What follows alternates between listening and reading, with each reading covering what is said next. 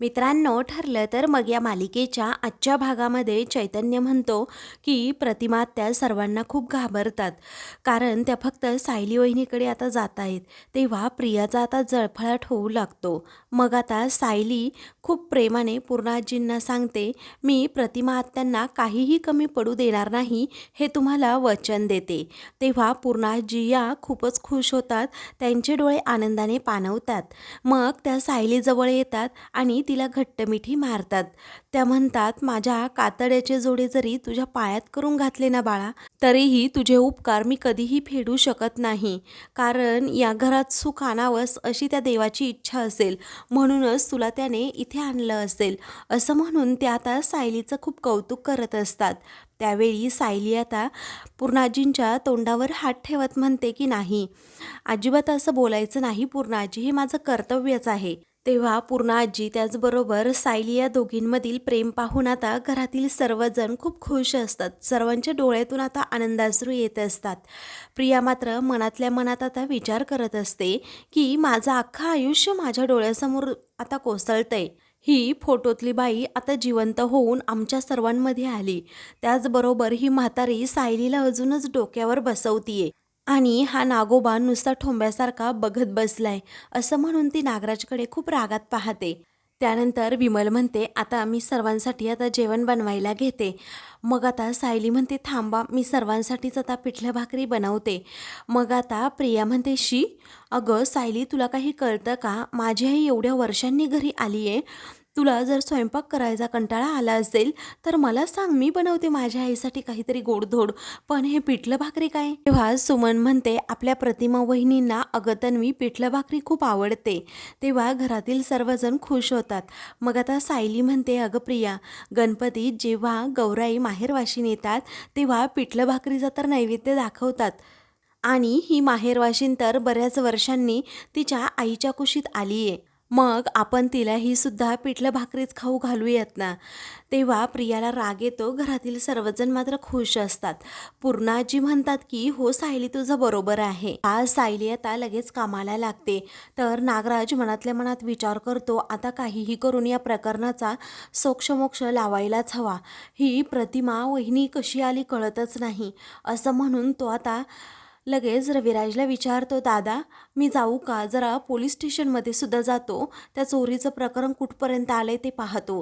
तेव्हा कोणती चोरी असं सर्वजण विचारतात. तेव्हा रविराज म्हणतो, ते जाऊ द्यात. ही सर्वजण पुन्हा विचारतात, काय झालंय नक्की, कसली चोरी? पूर्णाजी देखील सारखं सारखं विचारू लागतात. मग रविराज म्हणतो, काही दिवसांपूर्वी माझ्या कपाटातून प्रतिमाचे दागिने आणि काही पैसे चोरीला गेले आणि त्याचीच पोलीस कंप्लेंट केली होती. मग चैतन्य विचारतो, पोलीस काय म्हणाले? तेव्हा रविराज म्हणतो, जाऊ देत, ते सगळं काही जाऊ देत, आता नंतर या विषयावर बोलूयात, असं म्हणून तो सुमनला सांगतो, तू आणि नागराज दोघेही घरी पुढे जा आणि प्रतिमाच्या हक्काच्या घरात तिचं जोरदार स्वागत झालं पाहिजे. मी आणि तन्वी नंतर प्रतिमाला घेऊन घरी येतो. तेव्हा पूर्णाजींना जरा धक्का बसतो. तेव्हा त्या लगेच रविराजला म्हणतात, नाही हा, एवढी काय घाई आहे? अहो, माझी लेक किती वर्षांनी आली आणि तुम्ही तिला आत्ताच घेऊन चाललात. मी नाही पाठवणार एवढ्या रात्रीची तिला, असं म्हणून आता पूर्णाजी 20-22 वर्षाचा भूतकाळ लगेच सांगू लागतात. त्यांना आता तो भूतकाळ आठवू लागतो आणि रविराजला देखील. मी तुम्हाला म्हणत होते की रात्रीचं जाऊ नका, तरीही तुम्ही निघालात. तुम्हाला हळू गाडी चालवायला सांगितली होती, मला आठवती ना ती रात्र रविराज? तेव्हा माझ्या डोळ्यात पाणी सुद्धा आलं होतं. तेव्हा मला वेगळंच काहीतरी जाणवत होतं, त्यामुळे तुम्ही आत्ता अजिबात रात्रीचं जायचं नाही. तेव्हा रविराजच्या डोळ्यासमोर आता तो भयानक अपघात जातो.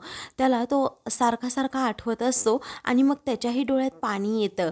पूर्णाजी आता प्रतिमाला घेऊन जाण्यासाठी स्पष्टपणे नकार देतात. त्यानंतर कल्पना म्हणते की खरंच भाऊजी, तुम्ही आत्ता प्रतिमाला घेऊन कुठेच जाऊ नका आणि तुम्ही सुद्धा इथेच राहा. तेव्हा रविराज आता ठीक आहे असं म्हणतो. प्रिया म्हणते, बाबा राहायचं नाही इथे? मग आता तो हो असं म्हणतो, तर प्रिया खुश होते. त्यानंतर आता सुमन तेथेच थांबते तर नागराज आता तेथून सर्वांचा निरोप घेऊन जायला निघतो. तेव्हा सायली म्हणते, पूर्ण आजी मी पण आता कामाला लागते. तेव्हा ठीक आहे असं त्या म्हणतात. तर दुसरीकडे महिपत आता फोनवर बोलत असतो, इथे सगळं काही माझं बजेट कोलमडून गेलंय, कारण उद्या मला हप्ता पोहोचवायचा होता. काहीही झालं तरी माझ्या अकाउंटवर आत्ताच्या आत्ता पैसे आलेच पाहिजेत, असं म्हणून तो आता फोन ठेवतो. तेवढ्यातच नागराज आता तेथे येतो आणि लगेच महिपतची कॉलर पकडत विश्वासघातकी, दगाबाज असं म्हणून त्याला खूप बोलू लागतो. तेव्हा साक्षी म्हणते, अहो नागराज अंकल, काय झालं? तुम्ही माझ्या बाबांना अगोदर सोडा. तरीही तो सोडायला तयारच नसतो, कारण नागराज आता खूपच चिडलेला असतो. तेव्हा महिपत म्हणतो, अरे नागराज काय झालं ते तरी सांग. हा नागराज आता रागातच म्हणत असतो की महिपत, अरे तू माझ्यामुळे एवढा मोठा झाला आहे आणि तरला आहेस, आणि तू माझा विश्वासघात केला, मला दगा दिलास, असं म्हणून आता तो त्याच्यावर आरोप करतो. मग आता साक्षी म्हणू लागते, नागराज अंकल, ही पद्धत नाही आहे माझ्या अण्णांबरोबर बोलण्याची. तुम्ही सोडा अगोदर त्यांना आणि काय झालं ते सांगा. तेव्हा महिपत देखील सारखा सारखा विचारू लागतो, अहो नागराज शेठ काय झालं? त्यावेळी नागराज आता रागातच म्हणतो की 20-22 वर्षांपूर्वी मी माझ्या दादाची सर्व फॅमिली तुला संपवायला सांगितली होती, परंतु दादा जिवंत आहे, ती तन्वीसुद्धा जिवंत आहे आणि आता प्रतिमासुद्धा आली आहे. तेव्हा हे ऐकताच साक्षी आणि महिपतच्या पायाखालची जमीनच सरकते. दोघेही आता जोरातच ओरडतात, काय प्रतिमा आली आहे? असं कसं होऊ शकतं? महिपत म्हणतो, नागराज शेठ, मी माझ्या या हातांनी जिवंत जाळलं आहे प्रतिमाला, ती इथे येऊ शकत नाही, ती कायमची गेली आहे देवाघरी, असं म्हणून तो आता खरं सांगतो. परंतु नागराज आता रागातच म्हणतो, अरे नाही बाबा, सत्य काय आहे माहीत आहे का? आत्ता प्रतिमा ही सुभेदारांच्या घरी आली आहे आणि ती सायली म्हणजे खरी तन्वी ही तिला घेऊन आली आहे अलिबागमधून, असं म्हटल्याबरोबरच आता साक्षीला देखील धक्काच बसतो. ती म्हणते, म्हणजे ती सायली घेऊन आली प्रतिमाला? त्या दोघींना समजलं का त्या मायलेकी आहेत म्हणून? तेव्हा नागराज म्हणतो, आपलं नशीब एवढं चांगलं, त्यांना माहीत नाही आहे की त्या दोघी मायलेकी आहेत म्हणून, नाहीतर आपण ठार मेलो असतो जागच्या जागी, आणि आता आपण संपलो आहे महिपत, असं म्हणून तो आता पुन्हा एकदा महिपतवर आरोप करू लागतो. नागराज आता खूपच हायपर झालेला असतो आणि महिपतला सारखा दोष देत असतो. तेव्हा साक्षी म्हणते, अहो नागराज अंकल, असं आरडाओरडा करून असं तुम्ही अण्णांवर हात उगारून प्रश्न सुटणार आहेत का? तेव्हा नागराज म्हणतो, सगळ्या प्रॉब्लेमचं मूळ आहे तो तुझा फक्त बाप. तेव्हा आता महिपत हा नागराजला म्हणतो, फक्त डोक्यावर बर्फ ठेवायची गरज आहे, सगळ्या प्रॉब्लेमचं सोल्युशन निघेल, तुम्ही फक्त शांत राहा नागराज शेठ, असं म्हणून तो नागराजला आता शांत करतो. तर इकडे सायली म्हणते, पूर्णाजी स्वयंपाक झाला आहे, सर्वजण जेवायला बसून घ्या. मग आता प्रतिमा आपल्याबरोबरच जेवायला बसेल ना, असं पूर्णाजी विचारतात. तेव्हा सायली म्हणते, हो त्यांचं ताट तयार झालं ना, मग मी त्यांना इकडे बोलवून घेते. तेव्हा ठीक आहे असं आता रविराज म्हणतो, आणि तू असल्यावर मला अजिबात प्रतिमाची काळजी नाही, असं म्हणतो. सायलीवर त्याने आता तसा विश्वास ठेवलेला असतो. त्याचवेळी प्रिया म्हणते, जर आईला आपण इकडे खाली बोलवलं तर ती खूप घाबरेल, कारण सर्वांनी पुन्हा प्रश्न विचारल्यानंतर तिला जेवतासुद्धा येणार नाही. मला असं वाटतं की तिने रूममध्येच जेवावं. मग आता अस्मिता देखील म्हणते, हो ही असं वाटतं प्रतिमा आत्याने रूममध्येच जेवण करावं. तेव्हा पूर्णाजी देखील म्हणतात, बरं ठीक आहे, सायली रूममध्ये तिचं ताट नेऊन दे, म्हणजे ती तिथे जेवण करेल. तेव्हा ठीक आहे असं, आणि प्रतिमाच्या जेवणाचं ताट घेऊन आता ती चाललेली असते. त्याचवेळी आता प्रिया म्हणते, थांब सायली, माझ्या आईला जेवायचंय ना, मग मी तिच्यासाठी ताट घेऊन जाते, तू नको, तू इथे बघ. तेव्हा आता सर्वांना प्रियाचा खूप राग आलेला असतो, पण आता ह्या क्षणाला कुणी काही तिला बोलत नाही. तेव्हा सायली म्हणते, बरं ठीक आहे, प्रतिमा त्यांना त्यांच्या लेकीच्या हातूनच जेवण करू देत. त्यावेळी प्रिया आता हिसकावूनच तिच्या हातातून ते ताट घेते आणि मोठ्या तोऱ्यातच तिथून जाते. तेव्हा घरातील सर्वजण प्रियाचा हा उद्धटपणा पाहतात. मग आता सायली म्हणते, सर्वांनी जेवायला चला. मग आता सगळेजण जेवायला जातात. दुसरीकडे आता महिपतने नागराजला जरा शांत केलेलं असतो. तर महिपत आता त्याला म्हणतो की नागराज शेठ, डोक्यावर बर्फ ठेवा जरा आणि अजून 2 घोट घ्या, म्हणजे कसं आपल्याला पुढचा प्लॅन सुचेल काहीतरी. त्याच वेळी आता नागराज म्हणतो, अरे महिपत, तुला कळतं का, तू बोलता बोलता 2 बाटल्या पिला आहेस तरीही अजून तुला चढत नाही. त्यावेळी साक्षी आता त्या दोघांकडे पाहतच राहते. आता काही वेळानंतर नागराजला इन्स्पेक्टर साहेबांचा कॉल येतो. तेव्हा नागराज जरा घाबरतोच. मग आता तो कसाबसा तो कॉल रिसीव्ह करतो आणि विचारतो काय झालं. मग आता तिकडून त्याला सांगण्यात येतं की रविराजचा कॉल का लागत नाही आहे. मग आता दादा जरा बिझी आहे असं हा उत्तर देतो.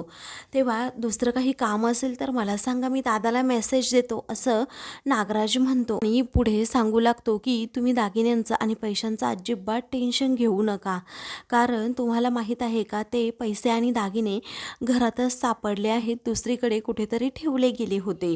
त्यामुळे आता अजिबात त्याची काळजी करण्याची गरज नाही. आता हे नेमकं साक्षी आणि महिपत बोलणं ऐकतात आणि त्या दोघांनाही मोठा धक्काच बसतो.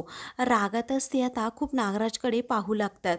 इकडे आता प्रिया ही रूममध्ये येते आणि म्हणते, आई बघ, मी तुझ्यासाठी जेवण घेऊन आली आहे.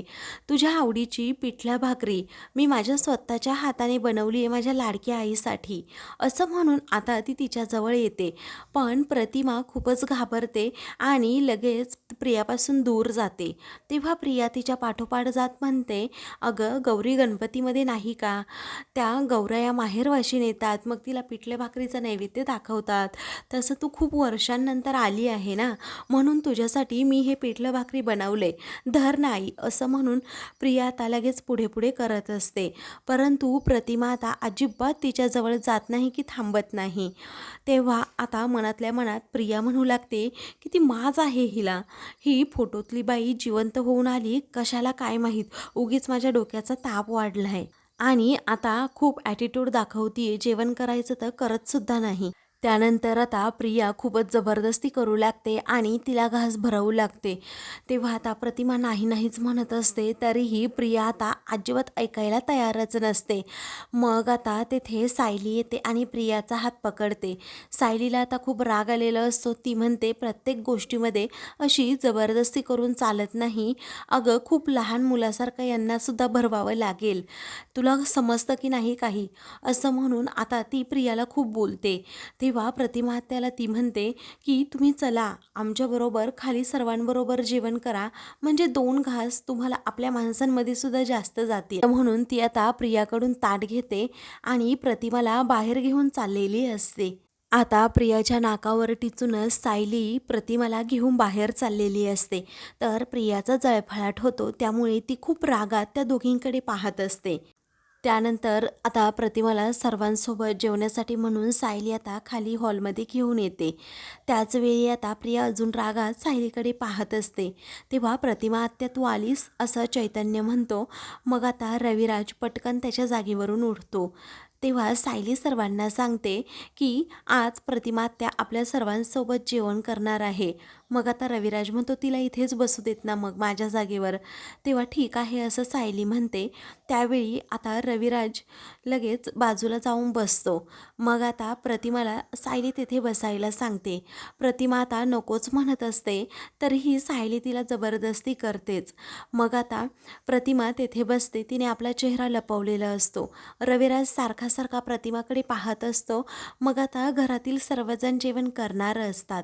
त्यावेळी पूर्ण आजी देखील आता आनंदाने कौतुकाने सायलीकडे आणि प्रतिमाकडे पाहत असतात, कारण आता प्रतिमा सर्वांसोबत जेवणार या विचाराने सर्वांनाच आनंद झालेला असतो. मग आता सायली म्हणते, तुम्ही जेवण करा ना. त्यावेळी प्रतिमा आता नकारार्थी मान हलवते, परंतु सर्वांना मोठा धक्का बसतो, कारण प्रतिमा का जेवत नाही हे कुणालाच कळत नाही. तेव्हा सायली आता प्रतिमाला म्हणते, मी तुम्हाला भरवते, असं म्हणून ती आता प्रतिमाला घास भरवत असते. तर घरातील सर्वजण आता तिच्याकडे पाहू लागतात. तर प्रतिमाच्या चेहऱ्यावर वेगळंच तेज येतं, ती खूपच खुश होते. तेव्हा कल्पनाला, त्याचबरोबर पूर्ण आजी आणि इतर घरातील सर्वांना सायलीचा खूप अभिमान वाटू लागतो की किती शांतपणे ही परिस्थिती हाताळतीये आणि प्रतिमाला अगदी छान प्रकारे समजून घेऊन प्रतिमासुद्धा तिचं सगळं ऐकतीये. रविराज देखील आता सायलीकडे पाहू लागतो. तर प्रियाचा मात्र जळफळाट होत असतो. मग आता सायली म्हणते खा, तेव्हा प्रतिमा हो असं म्हणते. तर आता मित्रांनो, पुढील भागामध्ये प्रतिमाला झोपच येत नसते, म्हणून सायली आपल्या मांडीवर तिचं डोकं ठेवते आणि अंगाई गीत गाते. त्यावेळी आता घरातील सर्वजण हे पाहत असतात. सायलीचं पुन्हा त्यांना एकदा कौतुक वाटतं. ते सर्वजण आता सायलीकडे खूप प्रेमाने पाहतात, कारण प्रतिमा अगदी शांतपणे तिच्या मांडीवर झोपलेली असते. अशाच मालिकेंचे पुढील भाग पाहण्यासाठी चॅनलला सबस्क्राईब करा.